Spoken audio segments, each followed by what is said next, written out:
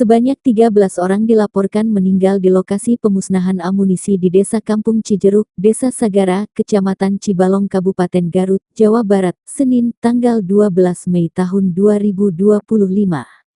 Kapuspen TNI, Maijen TNI Kristomei Sianturi menjelaskan kronologi kejadian ledakan di lokasi pemusnahan amunisi Desa Sagara, Cibalong, Kabupaten Garut, Jawa Barat pada Senin, tanggal 12 Mei tahun 2025.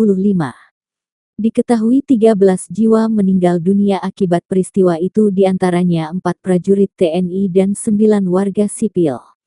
Pemusnahan berlangsung Senin, tanggal 12 Mei tahun 2025 pukul 9.30 waktu Indonesia Barat di Desa Sagara, Kecamatan Cibalong, Garut, Jawa Barat.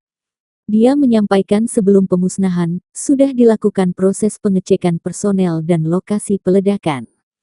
Pada awal kegiatan secara prosedur telah dilaksanakan pengecekan terhadap personel maupun yang berkaitan dengan lokasi peledakan, dan semuanya dinyatakan dalam keadaan aman, kata Brigjen Wahyu dalam keterangannya kepada wartawan, Senin, tanggal 2 Mei tahun 2025. Berkaitan dengan amunisi akhir tersebut. Saat tim penyusun munisi menyusun detonator di dalam lubang tersebut, secara tiba-tiba terjadi ledakan dari dalam lubang yang mengakibatkan 13 orang. Ya Allah,